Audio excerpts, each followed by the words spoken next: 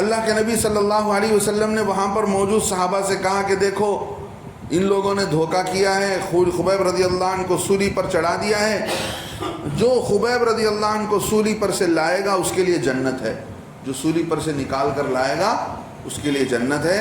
دو صحابی کھڑے ہوئے، حضرت زبیر رضی اللہ عنہ نے عرض کیا میں اور میرے ساتھ مقداد ابن اسود کو بھیج دیجئے، ہم دونوں جائیں گے، رات میں سفر کرتے تھے، دن میں چھپ کر بیٹھ جاتے تھے۔ 500 کلومیٹر کا سفر تھا، مدینے سے مکے کا سفر، کوئی معمولی سفر نہیں تھا، دن میں چلتے رات میں چھپ جاتے۔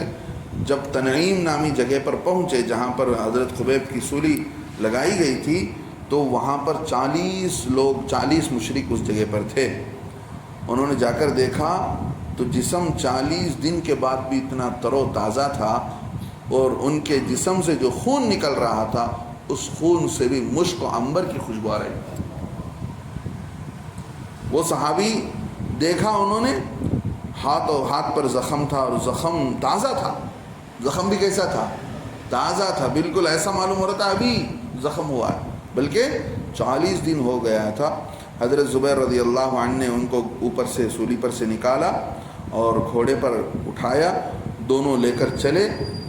دیکھا کچھ دیر کے بعد کفار نے کہ خبیب نہیں ہے، اور وہ پیچھے چلے تلاش کرتے کرتے ہوئے۔ جب حضرت زبیر نے دیکھا کہ دشمن پیچھے سے آ رہے ہیں، انہوں نے حضرت خبیب کی لاش کو نیچے گرا دیا، زمین نے پھٹ کر حضرت زبیر کی لاش کو اندر لے لیا۔ حضرت خبیب کی لاش کو زمین نے اندر لے لیا۔ اب ان کا لقب پڑ گیا بلیع الارض، زمین کے نگلے ہوئے صحابی، زمین نے ان کو نگل لیا ہے، تو یہ ان کا لقب پڑ گیا۔ اس وقت حضرت جبرائیل علیہ السلام، اب یہ دونوں صحابی اللہ کے نبی علیہ السلام کی خدمت میں آ گئے۔ حضرت جبرائیل علیہ السلام نے آ کر فرمایا اے محمد صلی اللہ علیہ وسلم، فرشتے ان دونوں صحابی پر فخر کرتے ہیں، کتنی ہمت تھی ان کو، یہ جہاں سولی پر لگایا گیا وہاں پہنچ کر ان کی ناش کو نکال کر لے کر آنا معمولی بات نہیں تھی۔ حضرت زبیر اور حضرت مقداد کے بارے میں آسمانوں پر فرشتے فخر کرتے ہیں۔ پھر ان کے بارے میں یہ آیت نازل ہوئی، لوگوں میں سے کچھ لوگ ہیں من یشتری نفسہ، جو اپنے آپ کو بیچ ڈالتا ہے ابتغاء مرضات اللہ، اللہ کی خوشنودی کے خاطر۔ تو انہوں نے کیا کیا، اپنے نفس کو، حضرت خبیب رضی اللہ عنہ کو لے کر آنے کی خواہش اللہ کے نبی نے کیا، جنت کا وعدہ کیا، تو اللہ کے نبی کو خوش کرنا، اللہ کو خوش کرنا، اللہ کو خوش کرنے کے خاطر، اللہ کے نبی کو خوش کرنے کے خاطر اپنی جان کو نقصان میں ڈال کر ان کے لاش کو لے کر آیا۔ ایک روایت میں ہے کہ ان کے بارے میں بھی آیت نازل ہوئی۔ اب اللہ رب العزت آگے فرماتے ہیں واللہ رؤوف بالعباد، اللہ تعالیٰ بندوں پر مہربان ہے۔ یا ایھا الذین آمنوا، ایمان والو، ادخلوا فی السلم کافہ، اسلام میں پورے کے پورے داخل ہو جاؤ، آدھا تیتر آدھا بٹیر نہیں، 2 نماز پڑھے 3 نماز چھوڑ دیے نہیں، زکوٰۃ کا نمبر آیا تو زکوٰۃ تھوڑا دے دیے تھوڑا بچا لیے نہیں، مسلمان بننا ہو تو پورا مسلمان بننا پڑے گا۔ ہاں، آدھا مسلمان آدھا ادھر آدھا ادھر کا قصہ چلنے والا نہیں ہے۔ یہ کس کے بارے میں؟ کچھ یہودی اسلام میں داخل ہوئے، وہ یہودی کہنے لگے کہ دیکھو ہمارے لیے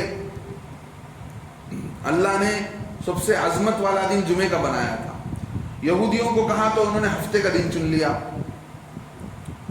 نصارہ سے کہا کرسچنوں سے انہوں نے اتوار کا دن چن لیا۔ وہ دن کون سا تھا؟ جمعے کا دن تھا۔ 7 دنوں میں عبادت کا دن، عظمت والا دن، فضیلت والا دن جمعے کا تھا، تو وہ جمعہ ہم کو دیا گیا۔ اب یہ لوگ اسلام میں داخل ہونے کے بعد بھی یہودی کہتے تھے کہ ہم جمعے کو بھی مانتے ہیں، ساتھ ساتھ کیا کریں گے، ہم ہفتے کو بھی مانیں گے، ہفتے کا دن بھی اچھا دن ہے۔ ایک بات تو یہ تھی۔ دوسری بات یہ کہتے تھے کہ دیکھو ہم قرآن پڑھتے ہیں تو تورات بھی پڑھیں گے، اس پہ پڑھنے میں کیا ہے، جیسے قرآن پڑھتے ہیں ایسے تورات کے اندر یہ بھی تو اللہ کی طرف سے اتاری ہوئی کتاب ہے۔ تیسری بات یہ کہتے تھے کہ ہم اونٹ کے گوشت کو بھی نہیں کھائیں گے، اونٹ کا دودھ بھی نہیں پئیں گے۔ اللہ نے یہ آیت اتاری کہ دیکھو اسلام میں آنا ہو تو پورے طور پر آ جاؤ، اسلام میں آنا ہو تو اب چھوڑ دو، اس کی ویلیڈیٹی ختم، تورات کو پڑھنے کا حصہ نہیں، اب جو کچھ پڑھیں گے کس کو پڑھیں گے، قرآن کو پڑھیں گے۔ اللہ نے تم کو اسلام کی دولت دیا ہے، اب فضیلت والا دن کون سا ہے، جمعے کا ہے، اس کے علاوہ کسی دوسرے کو تم کسی دوسرے دن کی اہمیت نہیں دے سکتے۔ اللہ نے جس چیز کو حلال کر لیا ہے، اسلام میں آنے کے بعد تم اپنے اوپر کسی چیز کو حرام نہیں کر سکتے۔ اس سے کیا معلوم ہوا؟ بہت سارے لوگ بڑے کا گوشت نہیں کھاتے، نہیں، خود حرام کر لیے ہیں۔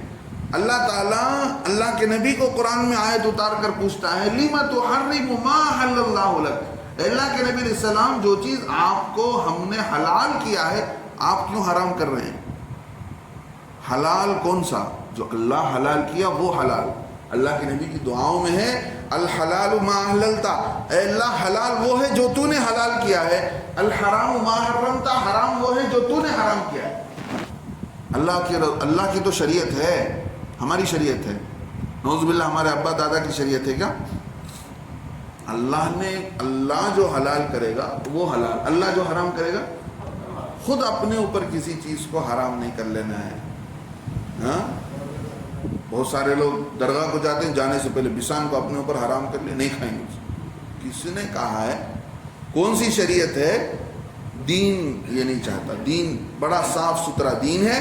اب اس کے اندر نہ کوئی کمی کرنی چاہیے نہ زیادتی کرنی چاہیے۔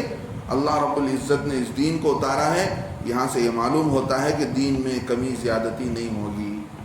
کمی کرنا، دین کے اندر کمی کرنا، یہ جو ہے زیادتی کرنا، یہ یہود و نصارہ کا طریقہ ہے۔